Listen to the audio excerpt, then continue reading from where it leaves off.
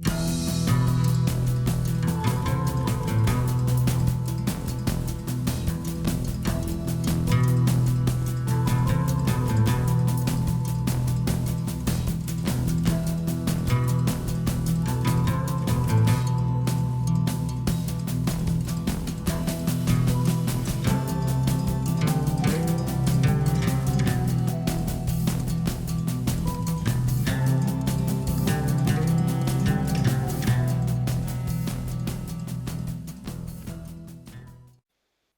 I'll bring it in. It's episode 88 of the Strength Hammer podcast.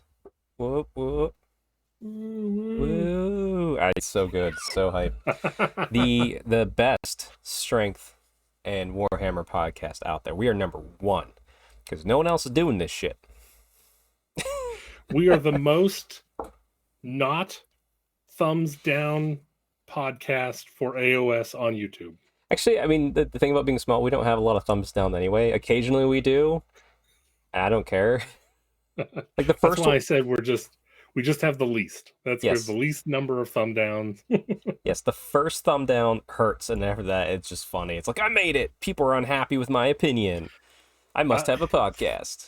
For mine, I'm like, I don't remember saying anything. And there'll be other ones where I'm like, the whole thing should just be burned to the ground. And I'm like, thumbs up. Sure. Oh, okay.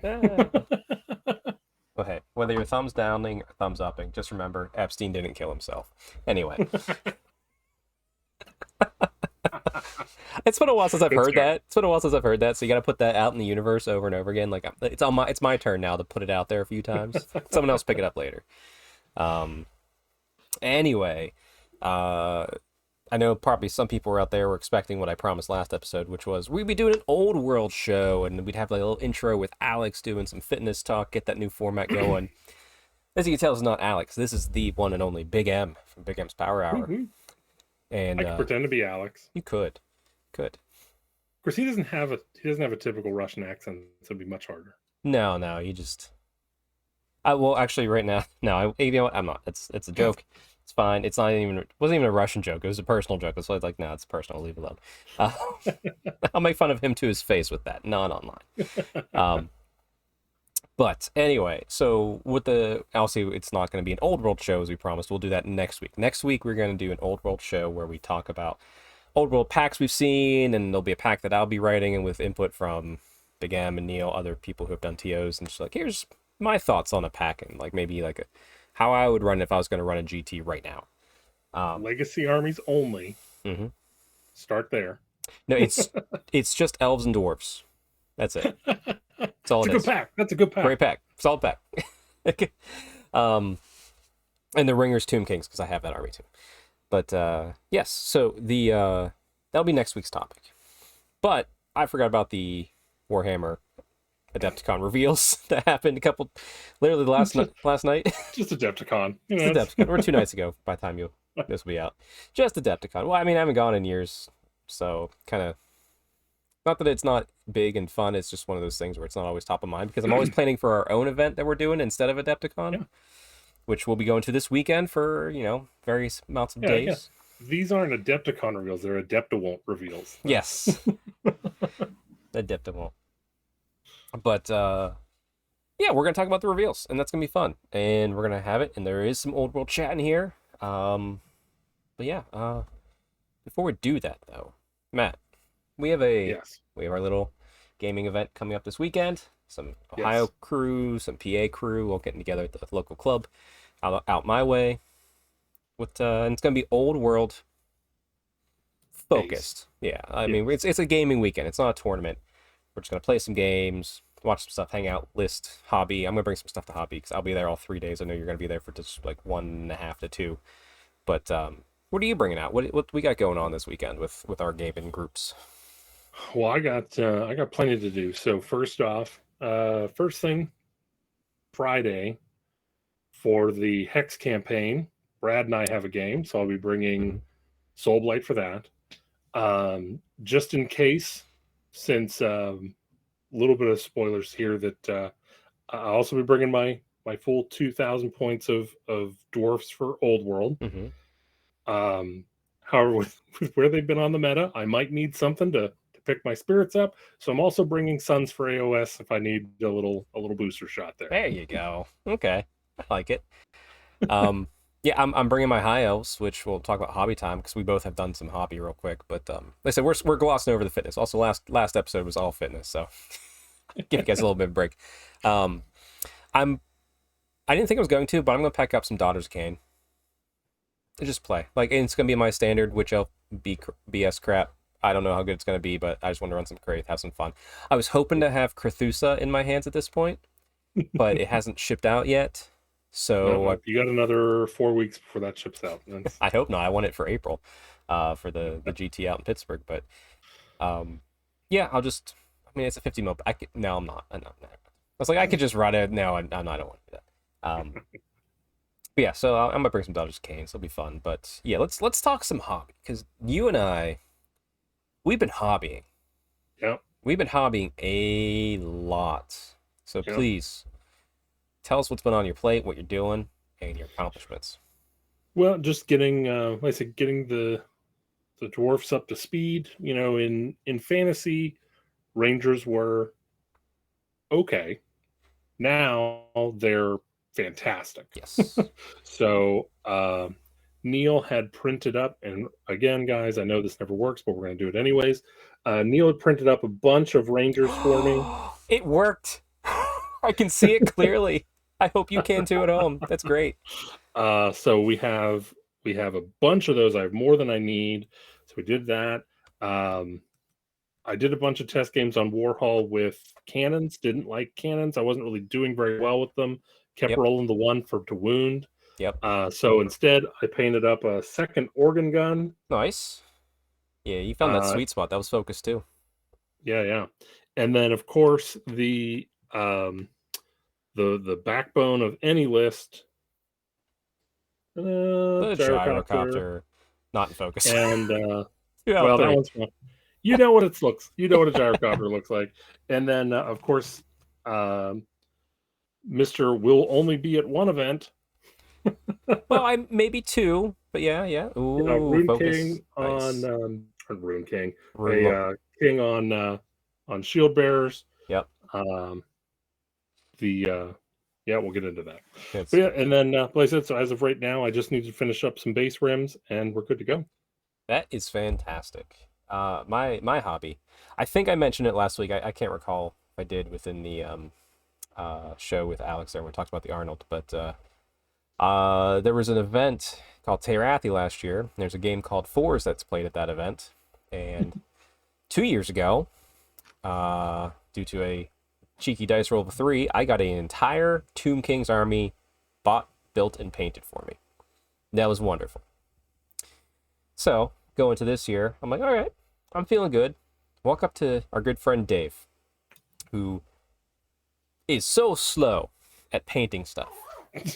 So slow. Now, hold on. That's not wholly accurate. Okay, it's not that he's slow at physically painting. It's just he doesn't go to the hobby table. Correct. When he does paint, he can paint. It's not like he's bad. We're not gonna. It's not a skill issue. It's a unwilling to commit issue. He's unwilling to worship at the altar of brush and paint. Yes. So I walk up to him and I made sure I said my words very clearly. I said, "You will paint an army this year." Like one of his own. It's like, you will paint one of your armies this year. I don't even know if I specified Old World. I might have, but I just specified you will paint an army this year. And I rolled the dice. It came up 3, which meant I had to paint him an army this year. Granted, I didn't have to buy it. That's what was very... So he sent it to me. It was a bunch of wood elves, mostly treecan and dryads and all that sort of stuff. So painted that all up last week. Finished that up, I think, last Thursday. Right before recording, which is why I'm like, maybe... Or no, actually, no, we had Neil on last week. I'm losing track of my time here. I can't keep it anything straight. I'm sorry, everybody. Alex was 2 weeks ago. So I probably did talk about this. But anyway, just I want to put everyone's mindset. I painted an army in a week, 2,000 points. And then because of friends like Matt and Neil, I was like, I'm not sure if I'm going to get my high elves done. Because I had 2,000 points of high elves to paint. Not the paintings required. you chose. Yeah, yeah. So right here is the last model for a fully painted 2,000 point high elf army. Yay! It'll be done here in about 20 minutes after recording this podcast. So I will have painted 2,000 point armies in 2 weeks, which is actually slow compared to that GW project I did. Go check out the YouTube video on all the Vanguard boxes I did in 10 days. But excited for that. Actually, I'll finish that tonight, and then I was aiming to paint towards the army list I was taking, and I'm accomplishing that. I have 15 models left in the total army package. They're just like stuff I'm not using for this list, but I might in the future to paint up. So I might see if I can't crank those out tomorrow and be like, boom, done and dusted. Still have to base everything. It's not that hard. I could base even tomorrow evening at hanging out there, but I might also bring some hobby too, because I think I'm gonna do my Tomb Kings. I have some of the starter box of Tomb Kings left. I offloaded a little bit of it, kept what I wanted. Might build that up and hobby on that when I don't feel like playing a game. So yeah, that's my hobby, is just painting way too many armies. And I want to. I think the 2025 goal for you should be to only paint one army. So it's interesting because last year I made a goal to paint less models, like to relax, and I completely fell off. Like I like tripled. I was like, okay, so I don't know if I am allowed, like because GW sends me stuff to work on too. Right. I don't know if I'm allowed to not paint at least 1,000 models a year now. Well, I just don't know if I think if you didn't count the GW stuff, it's probably still like 2 to 3 armies a year for me. Right. Or maybe right. like at least That's one. why. True. Again, next year you'll Chaos Dwarfs will come out, and you can just paint them, and you'll be nice and happy and satisfied. No, I won't. And then in NashCon of 2025, we'll all have a Chaos Dwarf off, and yeah, it'll be fun, and I'll have Daughters of Cain. Somehow turn Daughters of Cain into it. Yay! as I do. We'll see. I have my plans for this year pretty well sorted. It's actually, speaking of, since apparently I have to talk about Chaos Dwarf somehow, no matter what show I'm on. There's been a development. Ooh! Did you hear about the development? I mean, you did tell me that, but for the sake of the audience, I'm gonna pretend like you didn't. Yeah. Let's go. Give me the goss. Spill that tea. Everyone knows if you wanted Chaos Dwarfs for the past 3-4 years, you went to Lost Kingdom. Yep. They got a cease and desist. That could mean something. Right. We don't know. It could mean nothing, but it could mean something. Could mean the lawyers were bored. Right. Could mean the lawyers were told to do something. Who knows? Well, yeah. I was like, if the lawyers are bored, then they weren't on the right websites. That's it's almost. That reminds me. This is video game related, not Warhammer related at all, but it's even funnier. Nintendo lawyers sent out a cease and desist to some website because there was like not necessarily just hentai, but like lewd drawings of Nintendo characters. It was just this one website, and everyone's just like, "You're pissing into the wind, Nintendo." Like, like you can't do anything. Like, have you seen the rest of the internet? Like, yeah, it's like they went to a 7-Eleven, picked up one of those big gulps, and then took a scoop out of the ocean and thought they got it. So it's just, sometimes it's like, but that's why it's like lawyers just do things because they get paid to do. They get paid to do it. So like we gotta always acknowledge that. I am always looking for every sign to confirm my biases. That's of Chaos Dwarfs. I know. Listen, I'm just waiting. I'm just sitting here. I'm a based Daughters of Cain enjoyer. I'm just waiting for my Carthusa. Play some more Doc. Yep. Get that going again. Play like that's the thing too. Why do I have all these armies? I should sell them. I wonder if I could sell them for $1,000 a piece, maybe. Who are you? I don't know. I'm just a guy figuring out the hobby. I'm a 38-year-old man figuring out this hobby, one painted army that I don't play at a time. Anyway, so yeah, hobby's fun right now. I'm excited to have this high elf army, and like I said, it's a new high elf army, so it's my new paint skills per se. I mean, not putting a lot. I'm putting effort in, but I'm not really. I haven't done any highlights yet, so we'll see. But still, it's neat. It's nice. It's nice to have the But anyway, the key reason why we're here tonight, Matt. Yes. You're Big M. And there's big Yes. reveals. Yes. Which is what we're gonna switch over to right now on the other window here. So let me just make the video go a little crazy here as I hit the wrong buttons in the wrong order, as I always do. Oh, nope. I didn't. I didn't. Oh, is this gonna? Nope. How did this work before and then suddenly stop working? We're doing it pre-recorded live. No, it's just I had it set up so like the window would be perfect in OBS, and then suddenly it's not for some reason. Did you put the window on top? Oh, I did. No, it's the sizing that's screwing it up. Uh, There we go. I think I got it now. Boom, that'll work. So Matt, we're gonna start. Are we going off of? Yeah, are we going off the? Yeah, you tell me the order we're doing. Well, we're gonna start off with the two most amazing ones.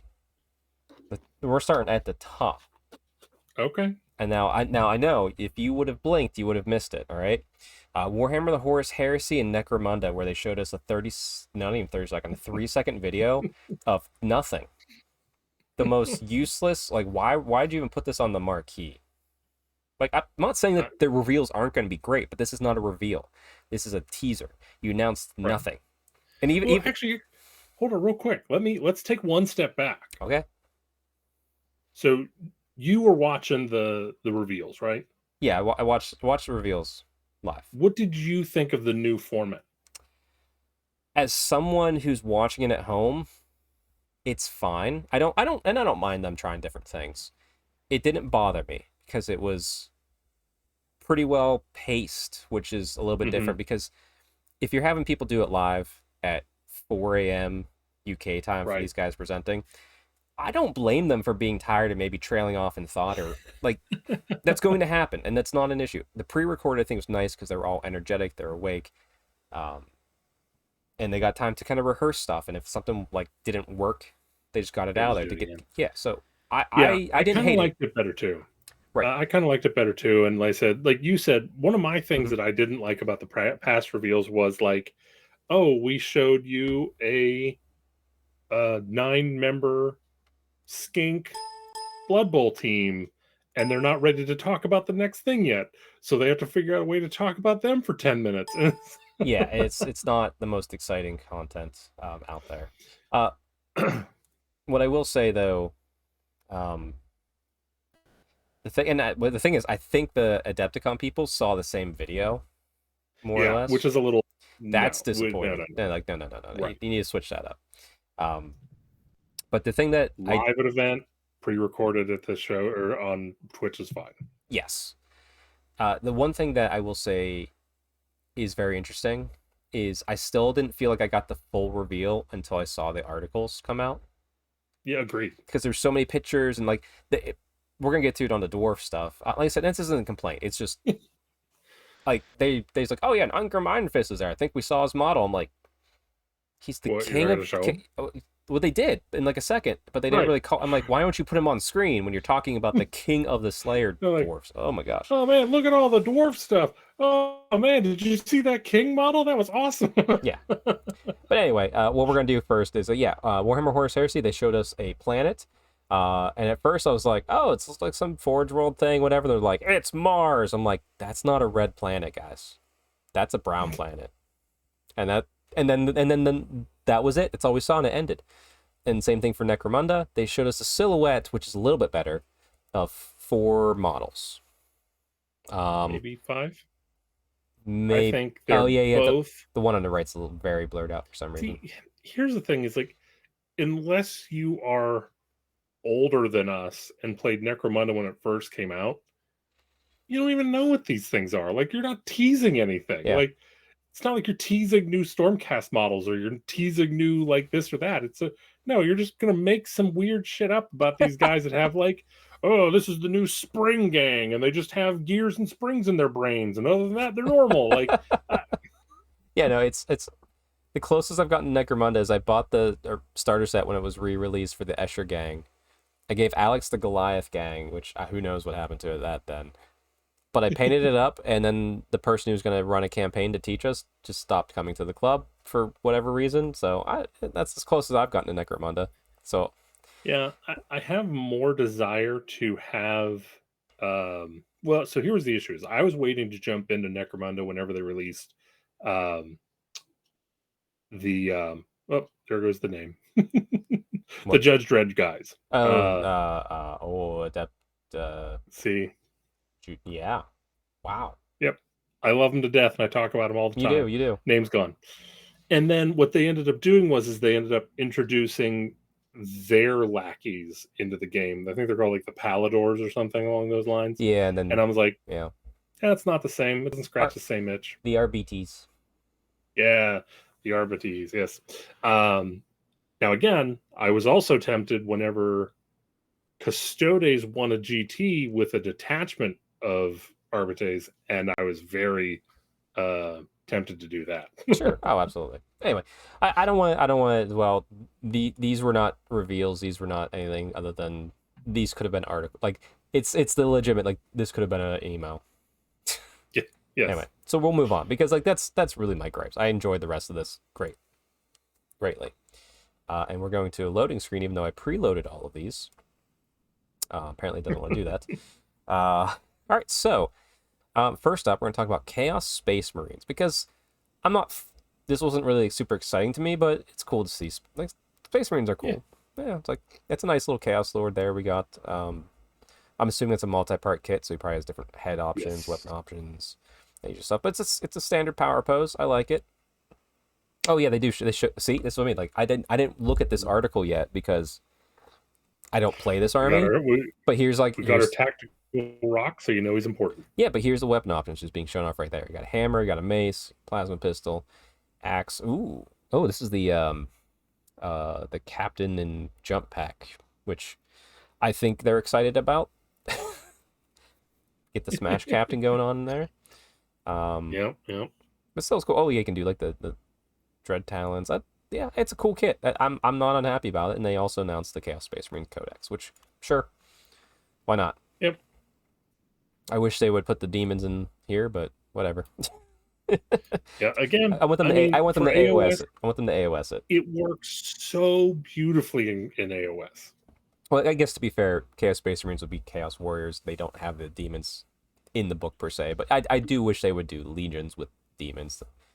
I know everyone who's 40K like hardcore nerds and be like, no, don't do that. I'm like, it still works, guys. It's fine. Trust me, it works better, guys. You should ask for it. And I mean, this is also cool too. They announced there's going to be a battle force for it, so if everyone starts this army, and that looks like a pretty nice battle force. That's a lot of Terminators going on there. Well, it's 2 battle forces. There is a second one. Okay, there we go. I was looking. And they said they did their best to make them different, so you could buy them both if you really liked. Yeah, there you go. It's a good way to do it. Matt, what do you think? Now, now we could do this. I did say I was going to rate all of this off of if I could bench press more than the models, but I might save that for a smaller reveal to be more meme video. So let's just do 0 out of 10. 0 being you didn't show anything, 10 being my world is shook. I give it somewhere between that 7.5. I'm a solid 5 because like I don't hate it. They look great, but I'm not like I'll put it this way. Yeah. If I was a Chaos Space Marine person, I'd give it a 9. Very true. Let's go with that. All right, let's move on to the next reveal, and let's let the page load again because kill me. Kill Team. Now I've played a little bit of Kill Team recently. Groups slowly get into it. It's definitely a different style game, but I haven't gotten to play yet. I've been wanting to, but just haven't had the opportunity. If you okay, well this weekend we'll make sure we get you a game in because we have rule books there, and it's very It is very nice once you get it. It's hard. It's not easy to get into, like the first couple games. But once you get it, you get it. Hmm. But regardless, Matt, we got some dwarfs going on here. We got some Votan, Yeah. and they Yep. look This is more the like dwarves and Votan than the actual Votan models. So what's your thought on these? these.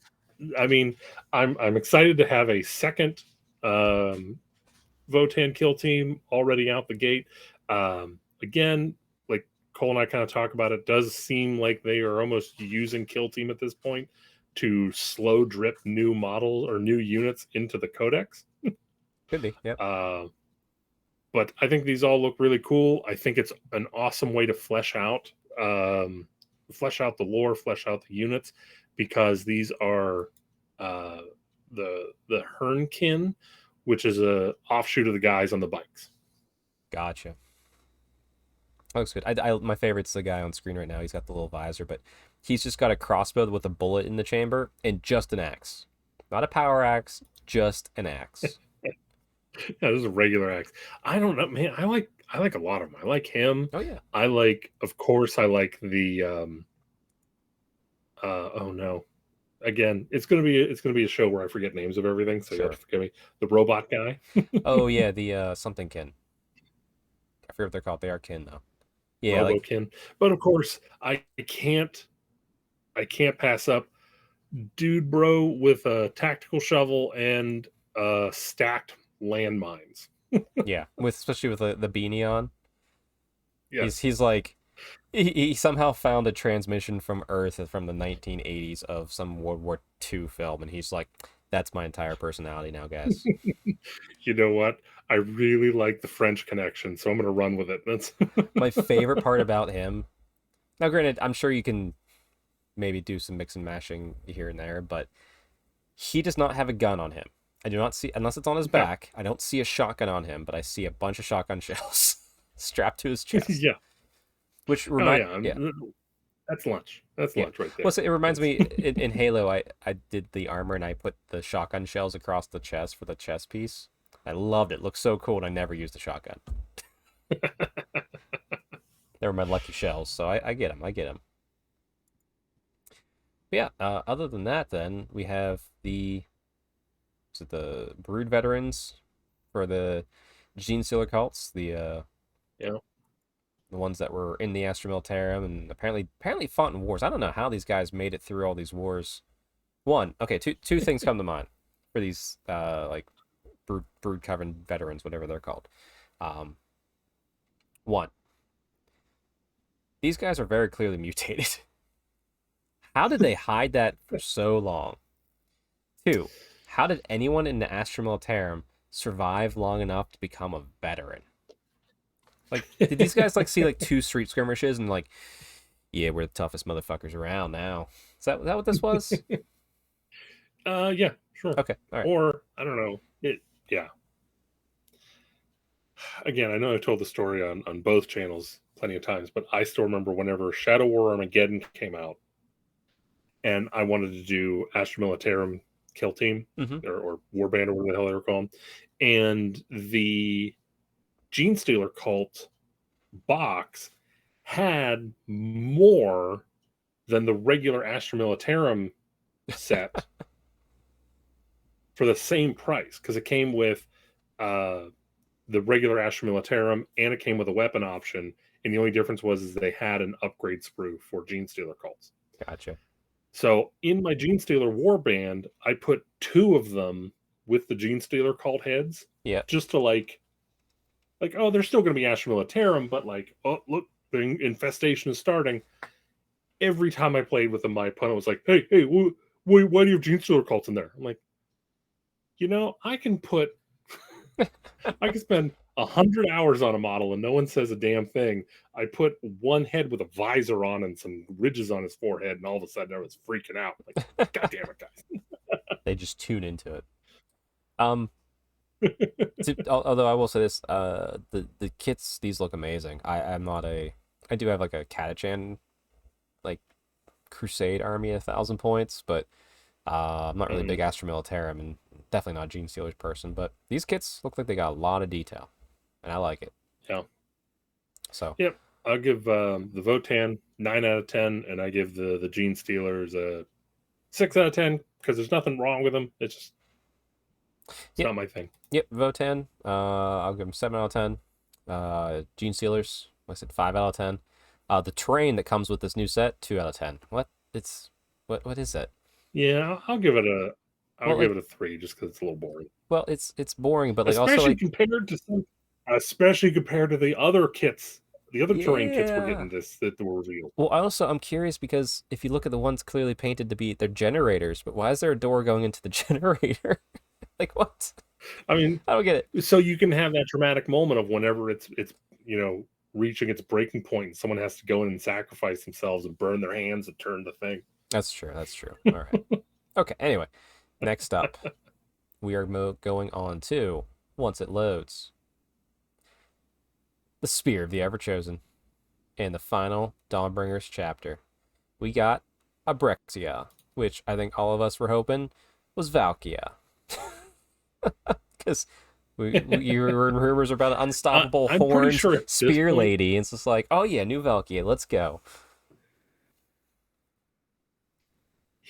I'm pretty sure they're doing it on purpose at this point. They have to be.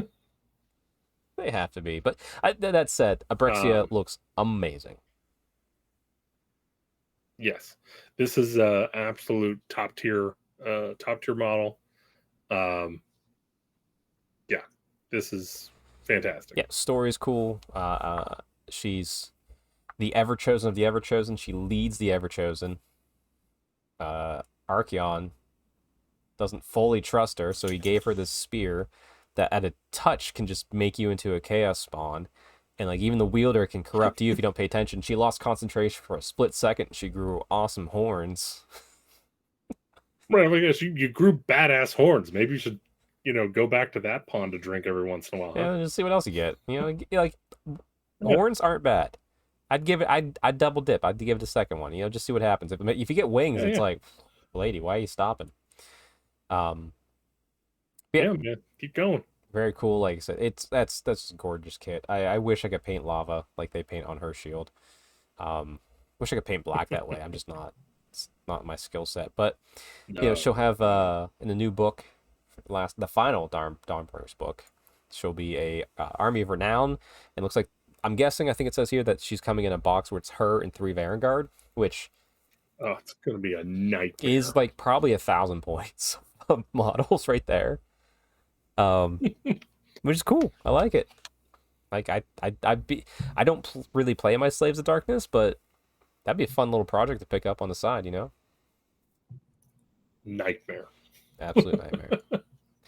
So now we're gonna have her, 3 Vanguard, and then like 18 flies that you have to deal with on Nurgle. Like it's Yep. This is, if you keep scrolling down, there's another terrain piece. Well, I mean, real quick, we got the book 6, Hounds of Chaos, which will see the finale of the Dawnbringers. Yeah. I'm listen. I like the narrative. I'm excited for this book. I'm still waiting for my book, the current book, to come in. But yeah, there we go. And then yes, the new train piece, which will have some sort of rules inside of the book for it. The Nexus Chaotica. And they're kind of the opposite of the aqualiths, like the purifying water. This is like the corrupting energy. Right. Yeah, I think this is absolutely awesome looking, and I will totally be picking this up. Yeah, I'm curious because the one I don't know, but it sounds like and the way they're hyping it up. Will this have rules that can go in any Chaos Army? Like they can pay the points for it? Because we have that one. What's the little shrine that Teclis made that Grugny screwed up to make people forget stuff that you can technically take in any Order army? Is this going to be like that? Any Chaos Army can take this and it helps them in battle somehow? I assume so. That would be cool. Which I mean, definitely means I pick this up 100%. Wonder how big it's going to be. That's a pretty big dice. I think it's going to be more substantial than we expect. Looks big. It looks big, and I hope it is. Like, I hope it's like a foot.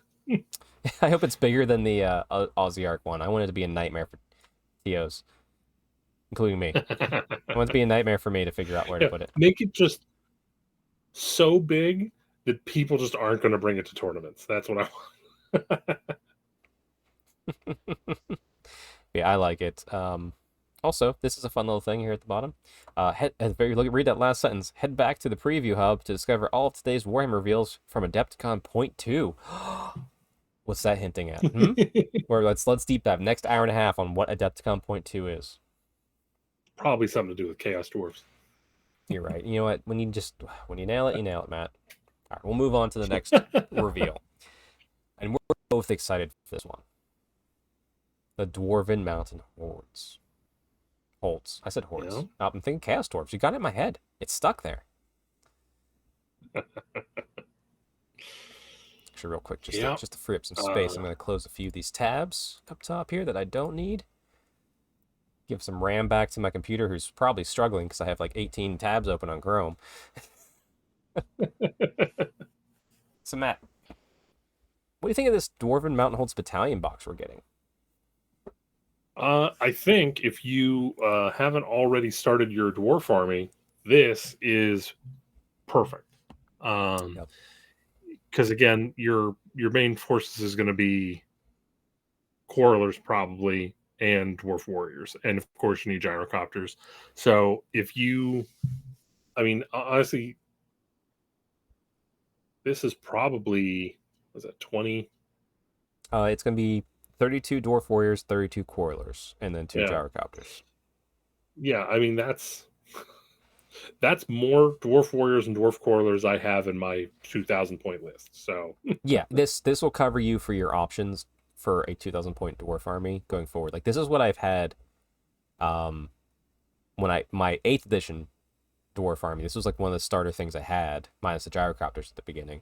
And they served me perfectly. I had 16 quarrelers, 16 thunderers, and I think I had 20 of each of the types of warriors, shields and great weapons. So yeah, if you are interested in dwarves at all, buy this box. It's going to be a great value for sure. It's a great start to a dwarf army. It is. Now I will say, I gotta say this to piss off the old world fans. Mm-hmm. The warriors and the quarrelers. Yep. They're very hard to look at next to everything like Longbeards, hammers, iron breakers. Yeah.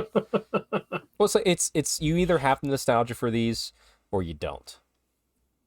Right. Like they seem goofy. I love them because I like the goofy dwarves, but I get why some people might not.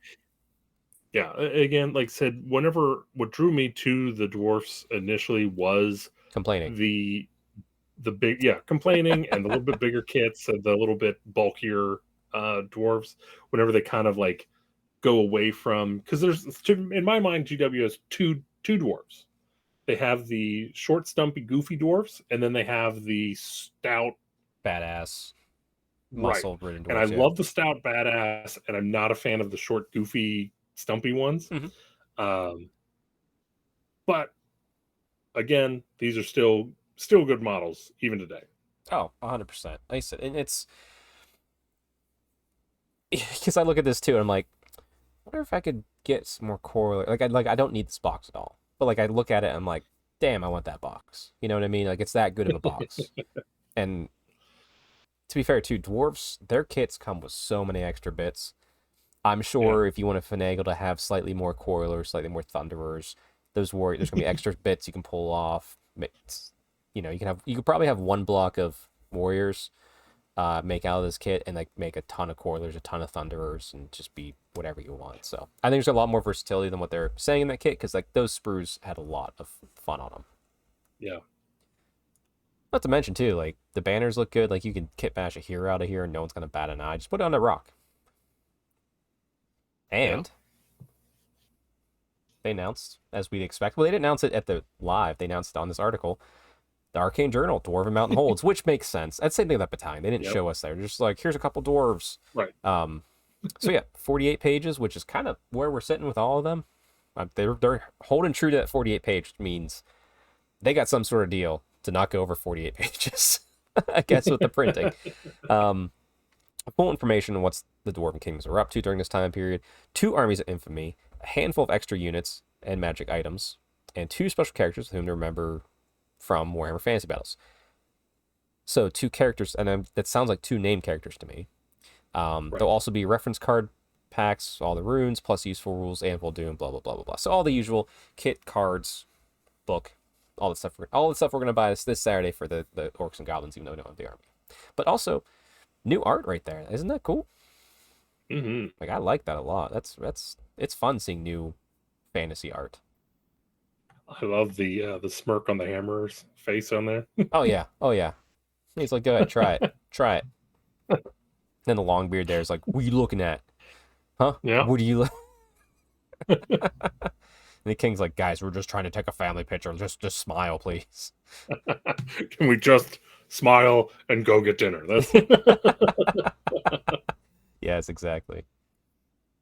So definitely worth a pickup. And then boom, as you alluded to, your fun little project that you just finished up will get used once or twice, because I'm picking up this kit. I know you're picking up this kit. Yeah. The Dwarf King / Thane on Shield Bearer. And I love that. We'll scroll down just a little bit. It comes with essentially comes with a king or thane. They look both like whatever you want to be, kings or thanes. 2 characters go on the shield bearers. So you get 1 on the shield and 1 on foot, which is incredibly worthwhile. And it's like one's just a great weapon guy, one's a sword and board guy. But Matt, tell me, what are you thinking about this? It's one I've been wanting for quite some time. Yeah. See old school dispossessed in the new capabilities of the sculpting team. It's just awesome. There's just it's so spot on. There's not much you can say about it. Yeah, it nails everything. They feel regal. They feel good. I like that there's 3 because it makes more sense as a balance structure, especially if someone's swinging. I also appreciate how all the dwarves all carrying the shield all have a giant keg on their back. Yeah, they're allowed to drink in battle because they're carrying him. I assume if you look at the one carrying the shield on the left there has a big book with him, so I assume that's grudge book. Some book of grudge. Yep, it's probably your Hold's book of grudge. Yeah, it's just I love it. I can't wait to get my hands on this kit. Yeah, and yeah, the one on foot looks great. Do you like the horn motif? I kind of wish they would. I'm fine with either, honestly. Okay. I think both are really cool. I think it comes down to personal preference or whatever. It seems like for some reason they want horn to be Thane. I don't know, but yeah, they both look great. I don't think. I don't think you can. If you're complaining about this, then you are. It's not for you. Yeah. Just go play something else. That's fine. We're not gonna argue with you. Just see yourself out. This just isn't. If you're like, well, I don't know, if this is not what dwarfs look like, then I can't help you. I can't help you. Like, you're wrong. It would be like complaining about like Teclis going in Teclis. Like Teclis doesn't look like that. Teclis doesn't have a tall hat and a staff. Oh, okay, sure. Again, I can see teasing him about the hammer pants, but they're awesome. Yeah. Okay? Even he's just like, well, whatever. It's what I dreamt up. And then this is plastic kit, which is great. Yeah. And then we got some resin kits coming. The Dwarf Thane with handgun on Oathstone, which is such a weird choice. Like it. Yeah, I'm guessing it's someone just had an idea, or maybe it was. I don't know. I don't know how to allude to it, but it does fit. It does look cool. If you're going for like an engineering guild style thing, be great. Yeah, that's the thing. Is like I don't understand. Like, if I were to get him, I would just run him as an engineer because he doesn't. The gun doesn't make any sense. Well, here's the thing. We don't know what those. Awesome. Yeah, we don't know what the armies of renown are going to be. Although I have a good idea after seeing these two, because the picture right next to him is a young Ungrim Iron Fist model, and I'm going to coin that phrase right now. We're going to call him Younggrim Iron Fist, okay, that's his model because like there's the old version where he's a king, became Avatar. This is his young version, and oh my gosh, is this a beautiful model? Yeah. Sorry. Sorry, Forge World, but I'll be buying 2 of these, one for my Dwarf Army and one for my Fire Slayers. Sorry. Oh, absolutely. I'm gonna have one for a Gotrek conversion somewhere because it's so good. Um, yeah, probably one of the only other dwarfs who's as badass as Gotrek. Just gonna say it outright. Yeah. Now, Um, so real touching on the Thane real quick here. sure. I think the only missed opportunity is we really need a new BSB, and Yes. I would have much rather have him be the Well, BSB than holding a gun. you could just put a you could convert it, I Yes, suppose. absolutely, But we're gonna absolutely. get to the BSB issue in a second because I have one. It's not a complaint. It's just I'm sad about it. But when I look at these two, if you're releasing Ungrim Iron Fist and that book above said, hey, um, there's gonna be 2 characters coming back. This is clearly one of them. So I bet one of the armies of renown is gonna be a Slayer from the Slayer. Was it Carrot Hmm. Cadron? Yeah, Carrot Cadron says right there. Um, so he'll be leading it. You have a bunch of Slayers to do an army of renown of just Slayers, which would be awesome. I'm wondering if the other one's going to be, I forget which barrack it was, what mountain hold it was, but it's the engineering one. And I wonder if that's why we got the Thane with the gun, Yeah, because it could be something where it's you're taking a bunch of cannons, like artillery, black powder style stuff, like all engineer type thing, and yeah, you want as many things with a gun as possible because maybe they have a bonus or like +1 weapon. Who knows? right. So I wonder if Right, we'll that's what see. that, I'm reaching, but I would be happy to see both those armies. Yeah. All right, I'm just scroll down. Returning plastics. So first up, and yes, this kit did go away. The Rune Lord. You know why this kit went away, Matt? It did? Yes, because as soon as it went to that arm or regiment of renown with the early books, where like Oh, yeah. he was in there only. They stopped selling him separate. See, I have like 6 of them, Yeah, I have so I have a couple. My good friend Martin Orlando painted me one too. So like I have a bunch of them, and they are great kits. So oh, I love this yeah, model. This is one of my favorite models. Like you with your with sorceress. the Yeah, Dark Elf Sorceress, this yeah. is mine. Oh yeah, and like this is a fun kit to build and paint too. So I'm glad it's coming back. I'm guessing they just stopped selling it because they wanted to sell the bundle kits, and then all of a sudden they're just like, huh, Yeah. someone just found the warehouse full of them. Like we should probably sell them. Also, we're gonna get the on shelves, just the warriors separate, which is cool to see, Yeah. as well as the coilers slash thunders. Now, I'm not sure if I'm assuming a box makes either of these. Yeah, I doubt it's gonna be that much of a box. It's probably gonna be Yes. yeah, So the warrior kit can do um hand weapon and shield or two-handed. And they're pretty, if I remember them, you can do, obviously you can do conversions, but sure.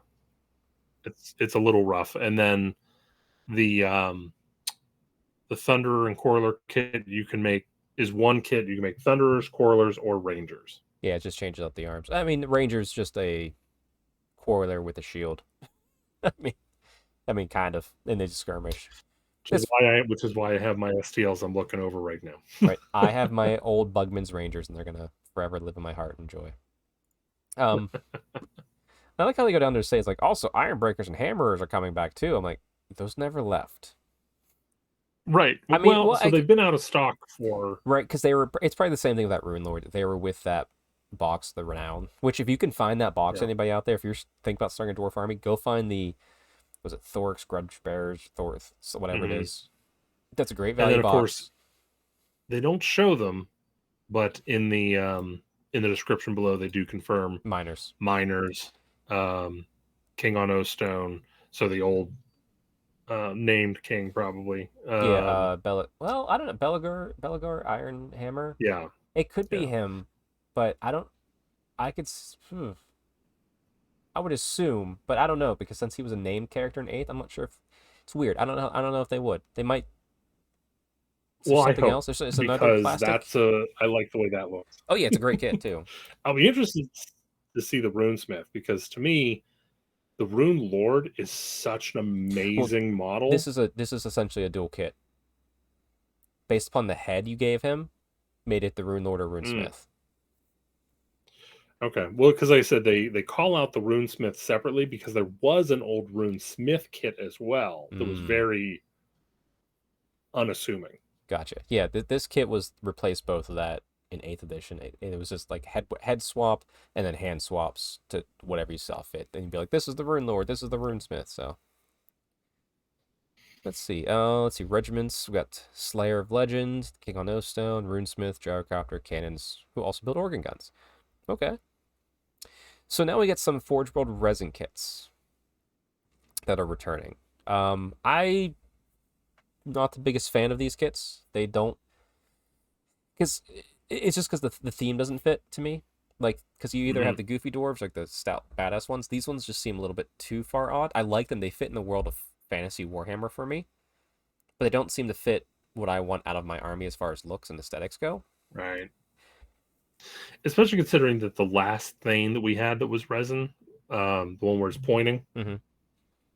is a little bit more of an engaged thing with BSB as opposed to Yeah, this one who's just like, hmm. the one who's pointing, and that's kind of where I got to the point. And I think that one was actually potentially metal as well.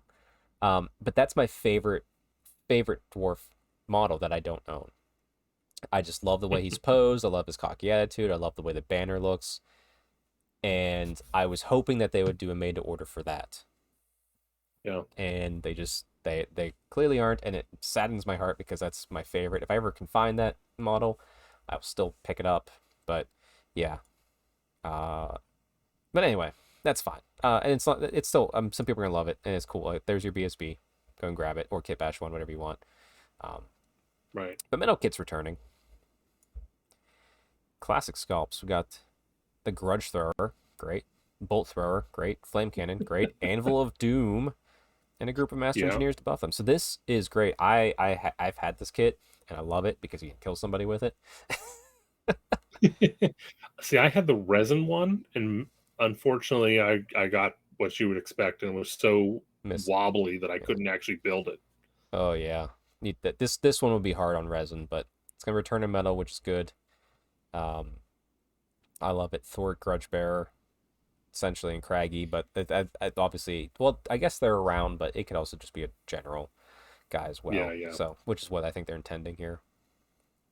But yeah, He'll no longer be able to run this little guy as my little yeah. my silver dollar sized anvil.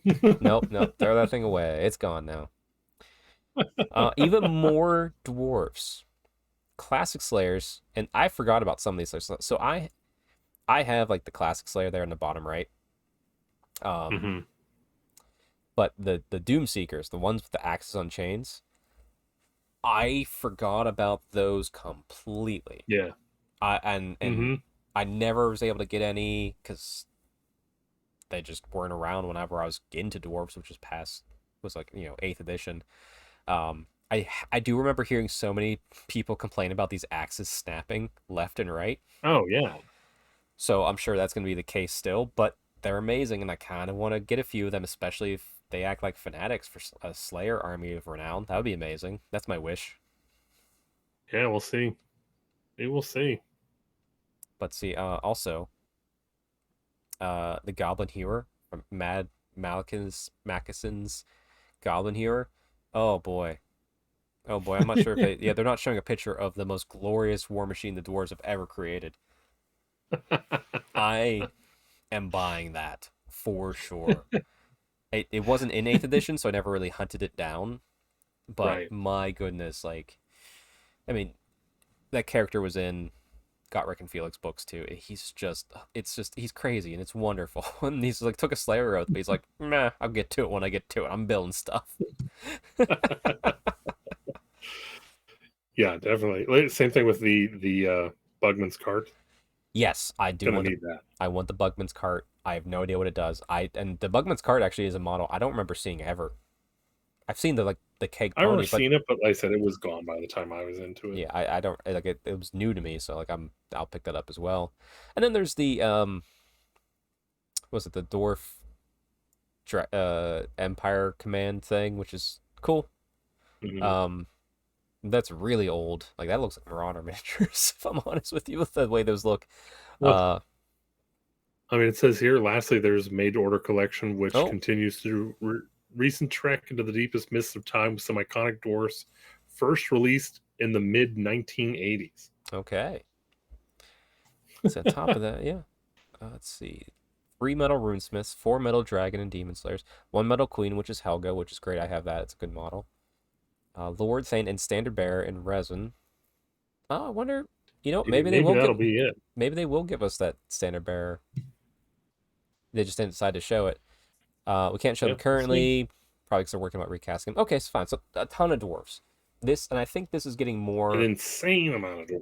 Yeah, it's like the put up on the image of the book here while we talk. The Orcs and Goblins coming out this weekend are looking pretty good. Like there's a lot of stuff for made to order, but it's not all at once. They're like, hey, here's this. The rest will come out here shortly. Whereas it feels like they're at least this team is caught up on stuff that they're going to release pretty much all the dwarf stuff all at once. Like boom, here you go. Yeah. So that's Yeah, just really that's exciting to see. awesome. And I can't wait to see this and come out and be excited for dwarves. And then me and you team up and we just start. Anyway, we start blasting and we take out all the local people here with our double dwarf army. I hope I can fit enough room in for some miners, man. I think they're so cool. Yeah, they are super cool. I like them. See, I have the metal ones, so I'm not sure how old those are, but yeah, they're fun. All right, leave the mountain holds for now. We'll move on to once it loads. Something we probably won't take too much on. Warhammer Underworlds, because I don't really play it anymore. Just hasn't been in yeah, my ditto. area. Cool models though. I it's really like man, if you played Elden Ring or Dark Souls or Bloodborne, Yes. yeah, you've seen these humans then, right? Yeah, it's real weird. Yeah. It's I don't I don't know, man. Like My favorite one out of the these, bunch is I'm the not gonna lie. yeah. Okay, good. The two fanatics on in a trench coat. Is that where you're going? No, I was talking about my favorite one. He's not my favorite one. He's weird. Oh. I don't know. Like I said, for me, they're a little over the top. Um, hmm I get they were struck by lightning, but that doesn't necessarily mean they need to put lightning rods on their heads. I'm thinking they could take it. My favorite one is the guy on the right that's clearly thinks he's a Stormcast because he's posed Yeah, like a Stormcast. Like he's my favorite one of the bunch because it's leaning into the joke of it. yeah. I don't know, man. It's a little much for me. That's fun. I mean, cool. Yeah, people convert. If you play more time, you'll probably buy these up. Yes. Um, Oh, these are very more time. You oh, just 100%. again chop that thing off their head. Yep. Um, And then some Flesh Eater Court stuff. These guys are and like then the highest level cooks of the Flesh Eater Courts. I think is what their lore is. weirdest ass lore. Yeah, it's funny. You gotta put the funny Like, oh, we need somewhere. to come up with a reason why they can't come back to life. I Yeah, like I do. said, I think it's fine. Um, I kind of want my underworlds to be a little bit like they're somewhere between the humans warband, like the guys above and where we are here. Yeah. Um, like if someone took this kit and just put in some of their just replaced, snuck them in their flesh eater court ghoul units, I'd be like, I Uh, wouldn't notice. right. Right. I mean, it's like the demonettes were pretty cool. Like I like to see this underworlds, specifically underworlds. I think do it best, exploring the different parts of an army that you don't normally see. Yes, exactly. Whereas, yeah, like the humans struck by lightning doesn't. I don't get that. That's a weird cult thing that I don't like the cult thing going on right now with It's, the cult of the it's wheel. And then the flesh eaters just kind of seem what they are. Like I wouldn't notice what they are if you put them on the field in front of me. Um, I get that. I get that.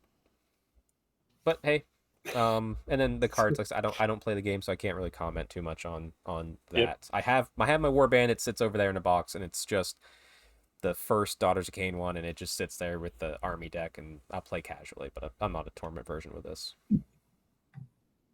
Right. Same. All right, which means we can move on to the next thing, which will probably be kind of quick because I have played this, but it's just we play more full games when we get together. But Warcry, which is another fun Yeah. part where they get some fun models, and I think these models are pretty fun. I won't lie. Every time I see amazing Sylvaneth models, I'm like, man, can I just have Kenrathi?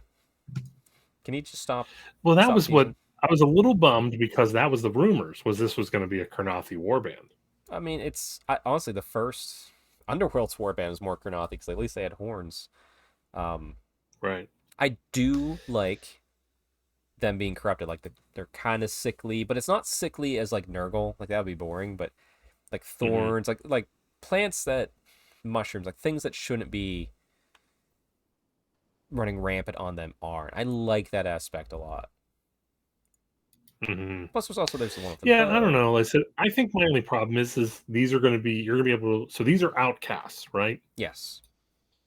And they're trying to get back to Alariel to have them to be cured. Yeah, because like that's it. Like right now, like to cure themselves, like someone once it gets bad enough, they like just rip it out of their flesh. I'm like, oh, that sounds harsh. Right. And it's like, but whenever they come out, you're going to be able to take them in an army with Alariel. Yeah. Hey, problem solved. Well, I mean, Warcry is its So, own like I said, story, so you gotta yes, yes. separate that. But I think their models are fine. As I say, they don't really do too much for me. I'm Um, like, I kind of go to my Sylvaneth for like the anti-corruption sort of thing. So to kind yeah, of like lean into it. corrupt where I go to get away from that. It's a fun story. I do Yeah, really like the redone dryads they have here. Like it, I didn't think we yeah, needed new dryads because the dryads still hold up, but boy, do these look great. I wouldn't mind units of these, right, right. but yeah, but then like yeah, the rest it's just like yeah, but like it's weird that the dryads are what really like grabs my attention out of this. I don't hate it, but it's not. That's I fine. probably won't be adding it to my army. And then there's the Aussie Arc Bone Same. Reapers. Um, I didn't really read their story. Are they also corrupted? I guess. So so these guys are all like punished for random things, Okay. Oh, they failed the God of Death. and Okay. right, and so like all the I don't know if you watched Warhammer Weekly whenever they were talking and whenever they revealed the one bone doggy. Oh yeah, yeah. And Like it's do dogs have souls? Like what's Vince going was on? saying that they took like 5 bad dog souls and put it in one. I'm like, no, no. these are these are just people that done goofed and now they're doggies Gotcha. or winged bat things. I mean, they're cool. I Yeah. Aussie Arc never did anything for It, me, but hey, I can see why people would be excited for something fun like this. if you like Osiark Bone Reapers, you'll like these. I'm sure. I I do I like the Centaur one, but I like it not because he's dynamically posed, but because he's posed like Skeletor or like action figure. He's like, "Meh." Yes, very much so. Yeah, but because like I think of the Centaur on the Karnathi, who's very dynamic, and it's like Yeah.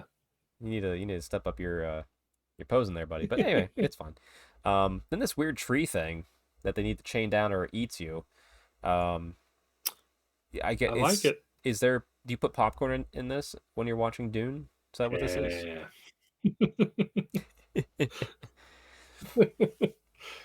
I wonder if you'll be able to bring this into a Sylvaneth army.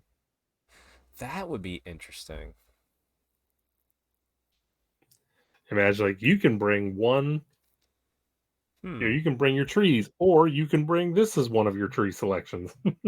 It starts moving around the board and stuff. Yeah, Yeah. possibly. That would be interesting. Cause yeah, there was or because we just had the ogres had a new terrain piece through Warcry essentially, so that's a Mm. possibility. Um, And technically Seraphon, but that's more of a hot swap than anything else. sure, sure. If this is the case, I don't know if I'd want to add it. I don't really like the look of it. It's not my taste. Now, if that was I a think it's fine. I think it's oh interesting. no, it's great. It's great. It's cool what it is, but like it's kind of like I don't like the turtle for Ideneth, so I don't have the turtle in my army. I just don't like the aesthetics of it, even though I respect it Hmm, as a model. interesting. It's the same sort of thing. I don't hate it, but it's not for me. Now, if that was a cauldron in the center, not teeth, and it was just full of blood, you got me interested. That's all I'm saying. Full of blood and ladies in bikinis. There you go. And then obviously the warband tome for both of them. They'll probably come, the box set and all that. So that's great. Awesome. Good. I always, even when Warcry is like a miss for me, I'm like, I'm not maybe not gonna buy that stuff. It's still always fun because I know there's Yeah. someone out there who is incredibly excited for it because Warcry does also push the Yes. boundaries like Underworlds, but it pushes them in ways of units as opposed to mini warbands. All right, you ready for the last review we'll talk about, Matt? It's the big one. We covered them all. It's so big. I can choose to read it in English, French, Dutch, Italian, Spanish, and Chinese and Japanese, I believe. But yeah, mortal realms are in turmoil.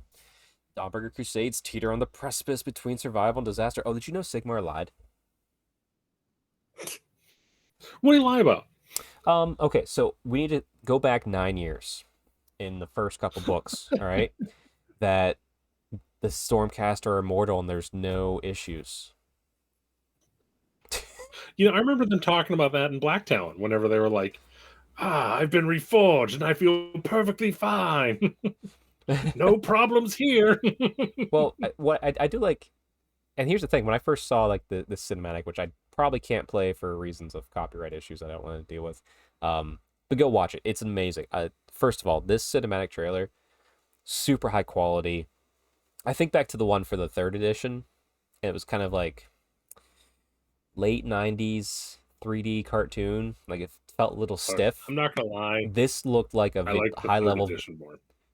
Oh I man, did prefer the third edition. no, I like this one more. This one, especially like the cut where you see her, the main character going from like a human to all the different Stormcast things, and just like her constantly getting over like, oh boy, here we go again. Um, plus also like the production quality of this was amazing. Um, yeah, I loved it. High quality, like it got me hyped. Like I was like, I can't wait to see this movie or play this video game. It's like, oh no, it's a model thing. I'm like, okay, well then can't wait to see models. Um, yes, go watch this. To me, it's a great trailer. I absolutely blown away by the production Oh quality yeah, of it. so A plus, A plus. Yeah. So, uh, essentially what happens is part of Skavenblight erupts in the Great Parch. Like a whole big part of I think they said a third of the Great Parch is just going to be Skaven land now, which is like, uh-oh, that's not good. How do we go in there and do stuff? Well, if you think back to Vermintide 2, you just get a random elf, random dwarf, a couple random humans. That's what you used to have to do. Not anymore. Now you need the Stormcast who are so far gone, there are barely any humanity left. And you go like, hey guys, you know what? I need you for one more. Just Columbo, just one more thing, and So we got. in they go. Look, we came full circle. We now have emo cast, and it'll be. Hey, Ruination Chamber is a pretty cool chamber. It's a dumb chamber. All right. No, it's not. Let's be frank. I like it. It's a dumb idea. The concept of what it actually is. I get your reasoning of being like, okay, why? Like, at some point you're gonna be out of veterans to do stuff. But as far as a name goes, it's awesome. Yes, it's a cool name. Dumb idea. Now again, so here's what we have: this weird dichotomy of Stormcast, cool name, dumb idea. Whereas for the Skaven, we have a dumb name but a cool idea with the Vermin Doom. Yeah, the Vermadoom. Like, could you found a term that flows less? I'm sure there is out there somewhere. But this giant Skaven metropolis, Well, it's apparently literally shooting up out of the ground, well, 20 feet from your front door. That's badass. yeah. I don't. it's because it's actually part of the Skaven city that was from the old world that they pulled into the Chaos realm because of the Great Horned Rat and attached it to the side of the Chaos things. Like, yeah. Um, Two fun things to call out here is one is this Stormcast on the front with just like the badass axe.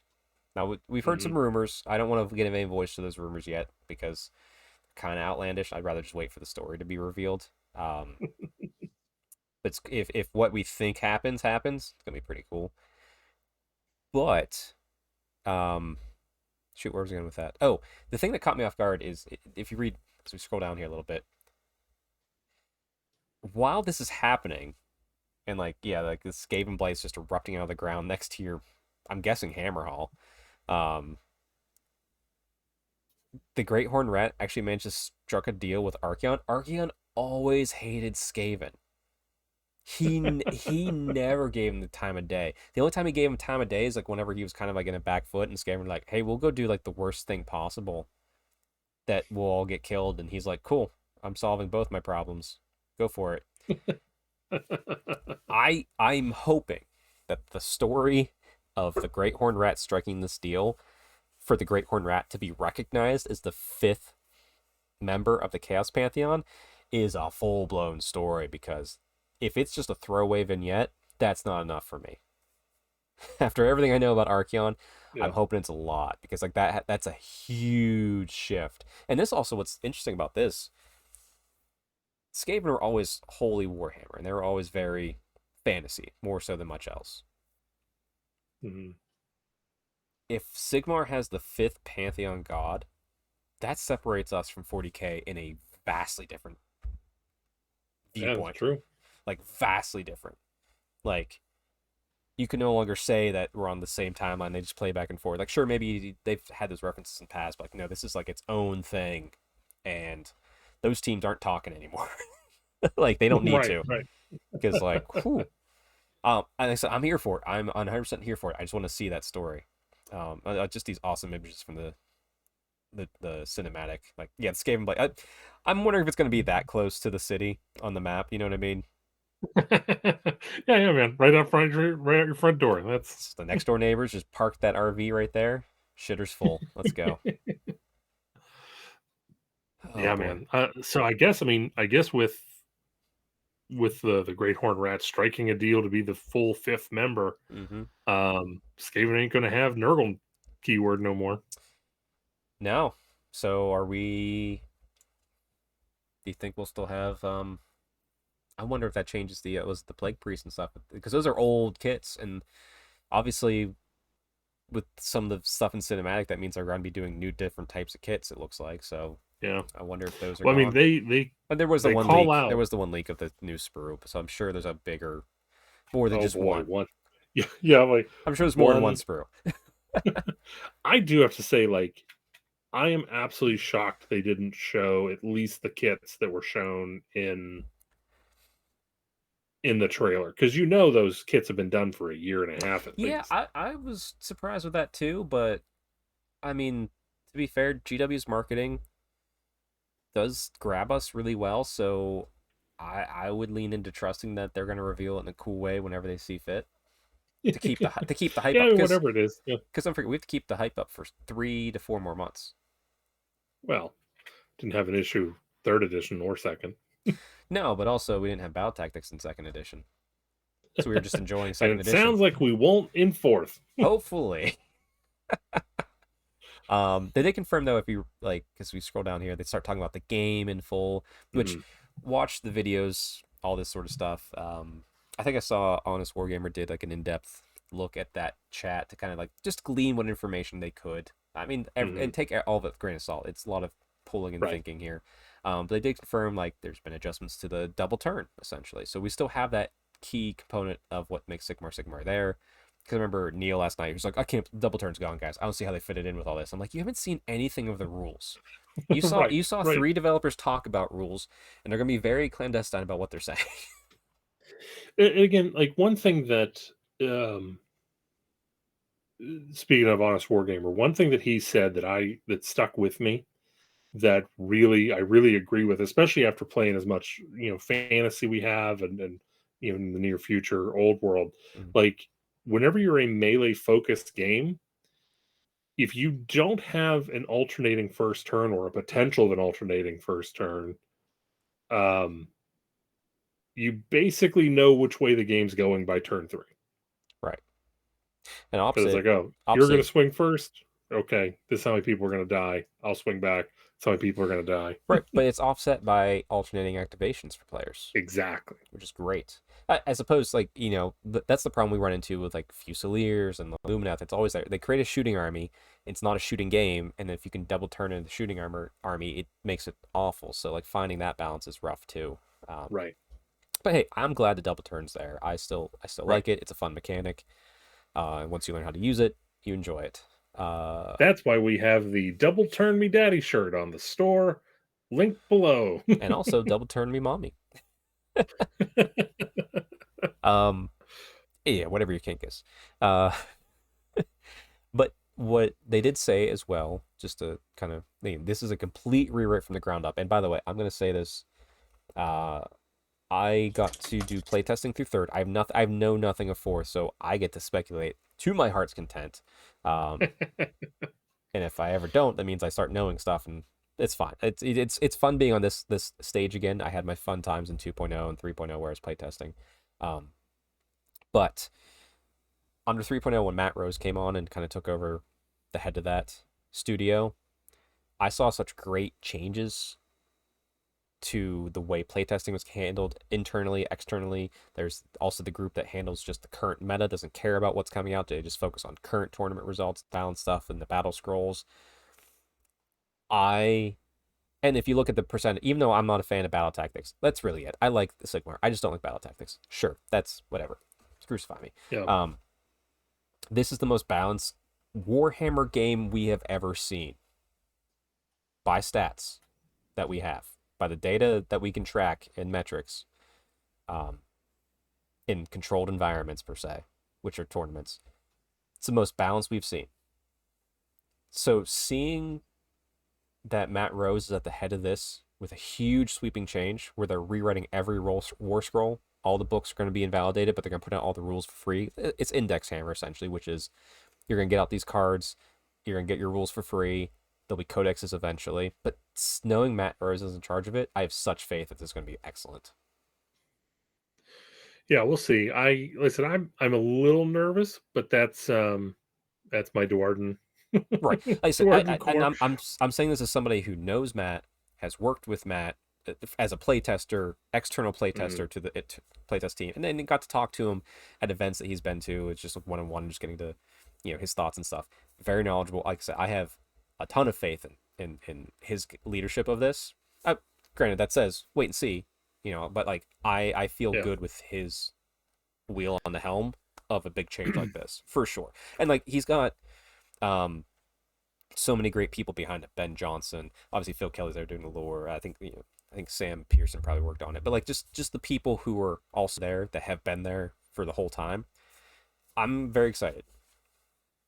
Well, let me ask. So there's one thing that I wanted to talk to you about because Mm-hmm. whenever they talked about switching over to Universal Special Rules, Yes, your initial response was you were very excited about it. I am.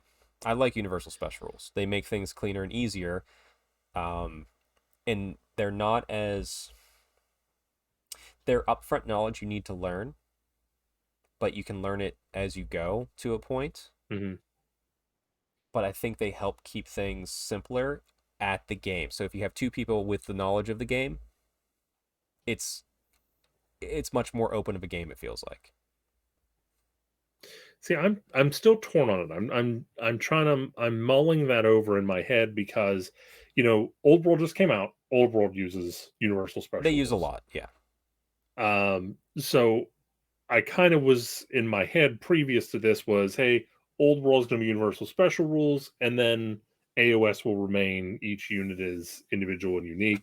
And I kind of wish, I think in my head, I wish that they would kind of split the difference, and there would be some Universal Special Rules. So like they specifically called out, champions and musicians and all that stuff. Like those will all be the same across the board. Right. I think that's a great idea. I do worry about losing some Some flavor. army flavor. Yeah. Because it's on that line. You basically have individualism or easy to understand. And it seems like you have to determine where on the slider you want to be. Right. For sure. And it is like, how are they going to split that difference? And I get it. I think the best critique I've heard of Universal Special Rules is when I was on Vince's show. We were talking Old World. Is he says it can make game developers lazy. So they can just slap on those rules and all that. And I would say that's a very valid critique. But if I look at my Forces of Fantasy, my High Elves feel like High Elves because they have enough uniqueness on their own data slates, horror scrolls, whatever you want to call it. And then the Universal Special Rules are this is just how it functions. So they're like a foundation. Oh, this is how this unit functions at its base level. And then you add on the rules that make it flavorful. Now, that said, I think in a rank and flank, that's why there's so many different Universal Special Rules. I don't think there's going to be as many in this game. I think they'll be much more tighter with it. Mm-hmm. But I have hope. But I understand that, especially because going into Index Hammer, which is just the coin phrase, typically you lose some army flavor when you're in Index Hammer. You get a more balanced game system, but you lose a little bit of flavor here and there just because of the nature of you don't have Battle Tome. You get it back with the Battle Tome. So we'll see how that goes. Right. But yeah. Yeah, and like I said, as we talked, personally in our chat there, my only concern was like, because again, none of this is, I'm putting nothing in the negative category right now because we don't know anything. Yeah. But I have a couple things that are in the keep an eye on category, Sure. such as Universal Special Rules, and then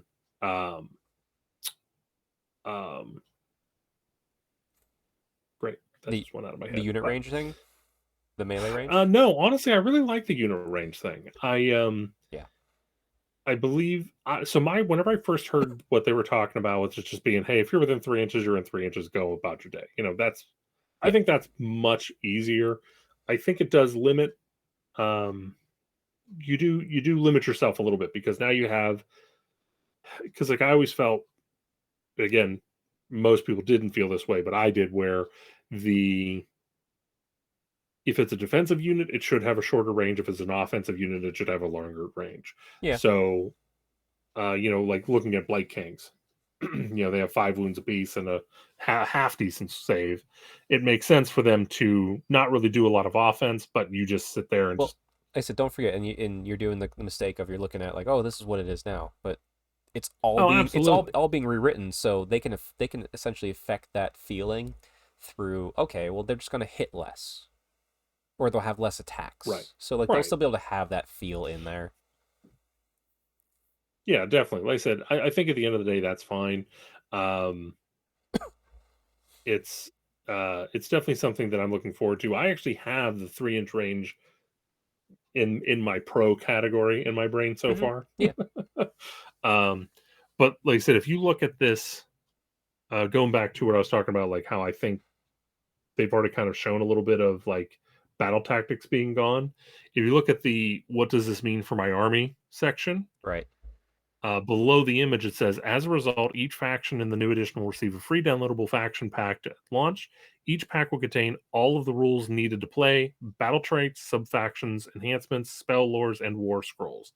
It does not mention battle tactics or grand strategies or grand strats. Right.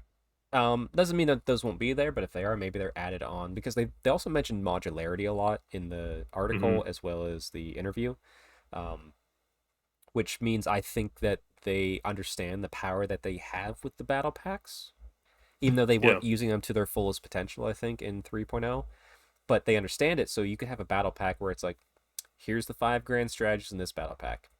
Everybody chooses from that. Here's the battle tactics, if they wanted to do that, which could help keep it more in line and tight and that sort of stuff. I still hope that battle tactics go away. I don't mind grand strategies, but that's fine. Well, yeah, grand strats are fine. If I just have to deal with grand strats, I won't complain about them. Yeah, I said that remains to be seen because we have no idea how this is going to play. So it's all very new. I look forward to the rules leaking out and getting those mini demos in a fun way. And like I said, I'm just, I'm excited to see what this new edition is going to be. I'm going to play it. Yeah, like I said, even 3.0, Yep. there's parts I don't like about it. It's fine, whatever. I will just play it. And if this is modular to the point where Right. maybe there's something in there that we don't like as like a gaming club that we can just play without and doesn't break the game system, great. That's exactly what I want out of a game system, to play it my way and have fun. Right. Yeah, absolutely. And then, this might look a little familiar if you've watched my prior video where I painted 15 Vanguard boxes. There's a new way to play called Spearhead. It's officially announced, and I can officially say it. Yay! Um, but yeah, if you have a Vanguard, and it's very clearly, I think it says it here too, the Vanguard boxes are going to be the Spearhead. So like we have Combat Patrol in 40K, where it's like you buy a box. Matt, you and I were starting 40K. I buy Custodes, you buy Drukari. I know I just did that backwards, but whatever.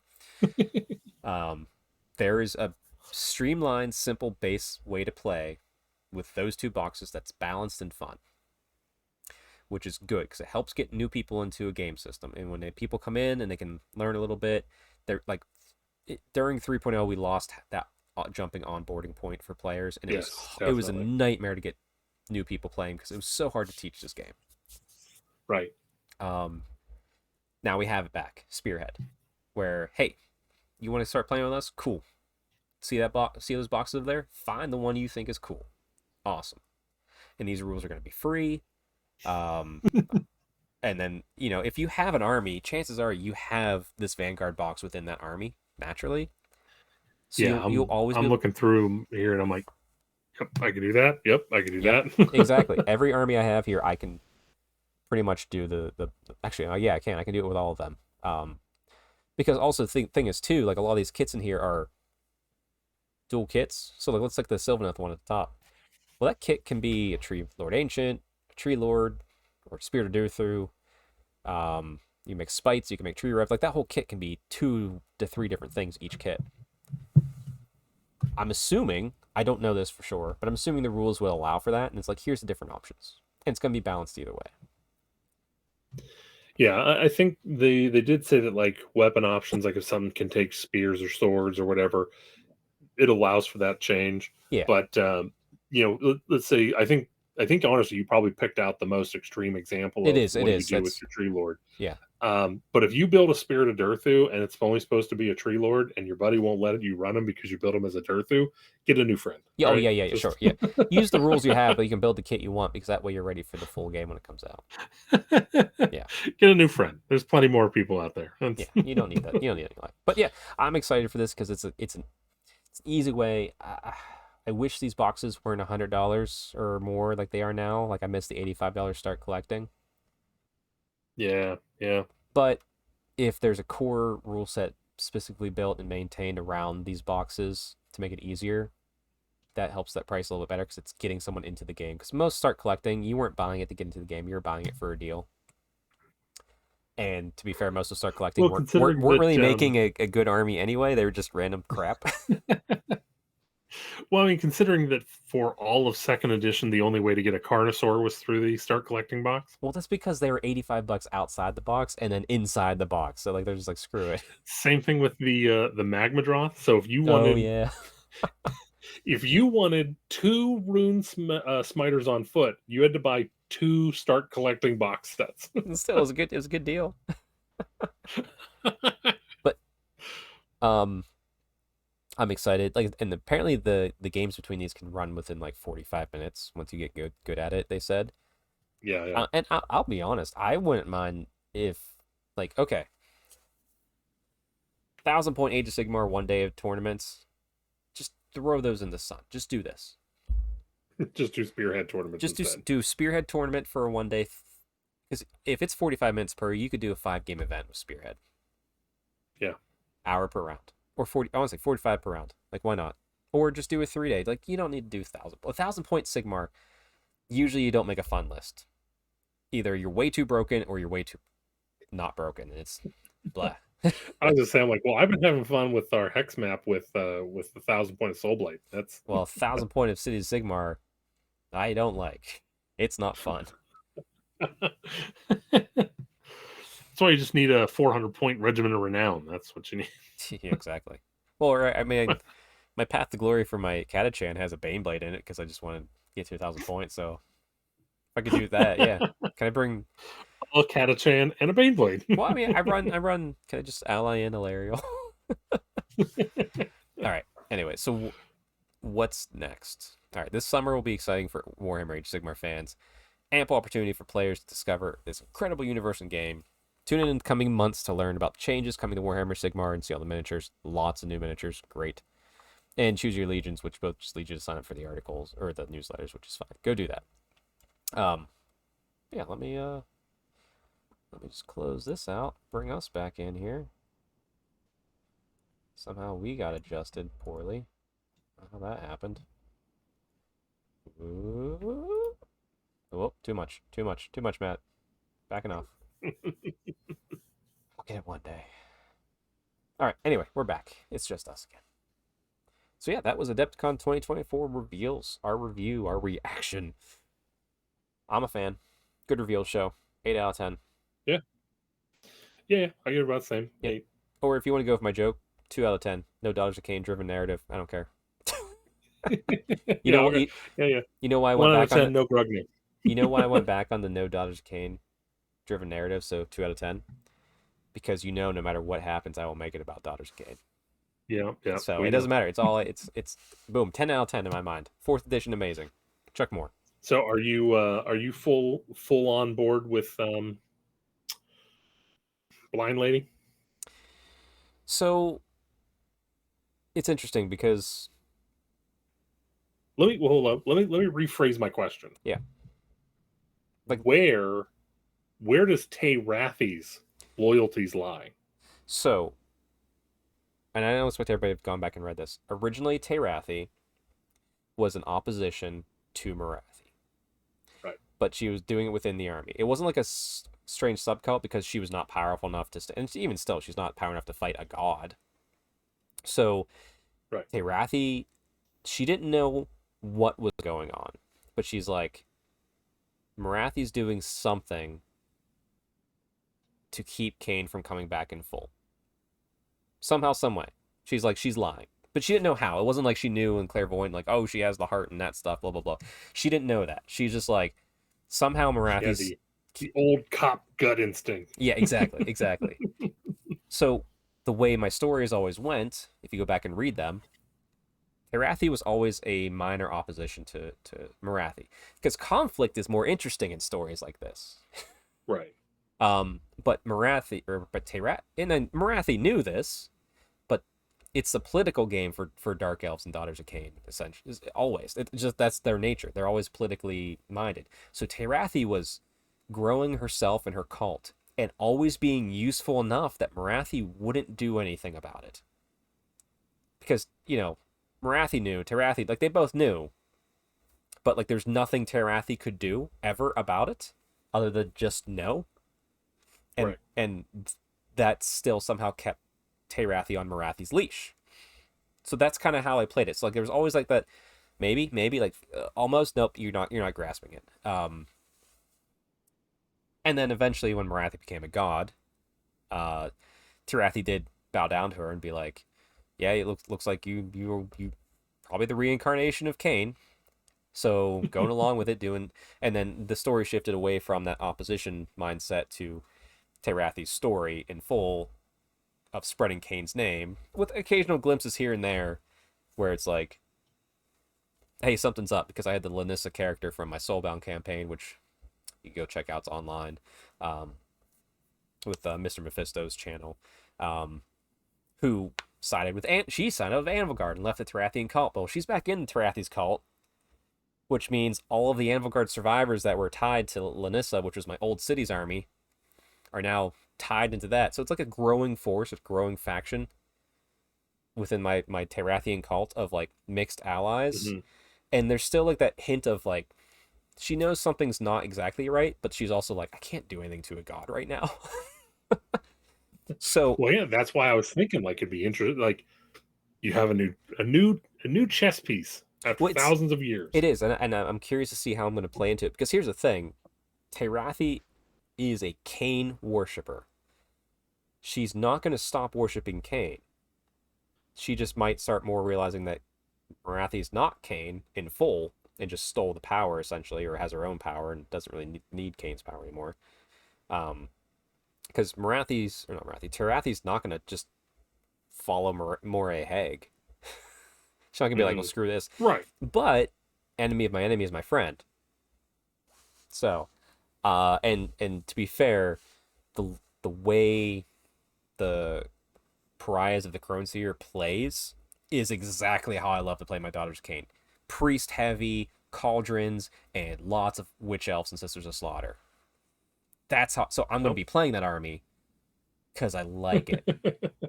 Even though it's absolutely terrible because I lose out on at least two easy battle tactics because I can't take Canary. Yeah, but it's fine. I'm gonna lean into it. I gotta figure out because I have to write a story for April about why it's happening, like with Terathi. But I'm excited because the opposition exists within the faction, which I think it always needed to, which is why Terathi existed. But now it's there in a bigger, fuller force where it's kind of like the two god thing. So like that's cool and it's gonna be fun. All right. So we're not going to necessarily see Terathi playing, trying to use the Crone Seer. I don't know if you could use the Crone Seer. It's like she sees the future. That's a little hard. But I mean, I could see Terathi just being like, "Look, I'm just using you for my own ends. So if you want to use me for your own ends, whatever section of those paths meet up." Well, I mean, to be fair, that's just what happens with Daughters of Cain. That's what Marathi and Terathi Right. do, sort of in their own way. So it could be the same sort of thing where it's like, because I mean, ultimately, I don't know what Cthulhu's goal is other than she doesn't like Marathi and thinks she's lying. Well, Terathi kind of understands that concept. So, and Terathi's goal is to just glory to Cain and have Cain come back in full, but she gets gets revealed that Marathi Cain's not actually Cain. Like, okay, cool, let's go. But yeah. But that's where that sits right now. It's kind of unknown, and it's I see like there's that dichotomy of Terathi, Marathi, Neither, and Cthulhu, and Marathi's gonna be like, whoop, what the hell's going on over here? And Terathi's gonna be like, okay, I'll just do this. I'll go back and forth. I'll do my thing, and we'll tell some stories. But I also have to write stories for Old World. I need to write a story for this weekend since my army's painted. For Old World Terathi. We'll get there. Yeah, I don't think I'm gonna have time to write a story for this one. So we will see if I'm able to, because who knows? I'll think of a story, but I don't know if I'll get it written out. I want to though, just because I enjoy writing them, and some people enjoy reading them on the blog. So yeah, okay, it's good. Anyway, I hope Chaos Dwarves never come out. And Matt, thanks for being on the show. I'm kidding. Matt, do you want to give any shout out to your show, Big M? Because your episode's coming up in a few weeks. We got was that next Saturday? I think two. No, right? So 2 weeks. 2 weeks. We got Big M's Power Hour coming out. We're going to cover this. Cole and I are probably going to talk a little more in depth about the future of 4th edition. Maybe we might get an article or two in the meantime, just something to give us a little more meat to chew on. Mm-hmm. But yeah, so watch that for see what Cole thinks. Again, I'll probably use this as my jumping off point for my opinion on those things. So this is a good primer. Yeah, primer episode. Go watch this hour and 40-minute primer episode. I have a feeling we're probably I don't want to Babe Ruth it and swing point to the fences, but we might be hitting a 3-hour episode this month. So okay, all right. Well, hey, if there's some interesting articles come out, I may join you. All right, that'd be fun. We'll make it a 4-hour. We'll show Vince and Tyler what it means to do a long episode. All right. But anyway, thanks for joining, Matt. I look forward to seeing you tomorrow for some Old World fun. Yeah. And everybody out there, as always, stay Stormcast strong and happy hobbying.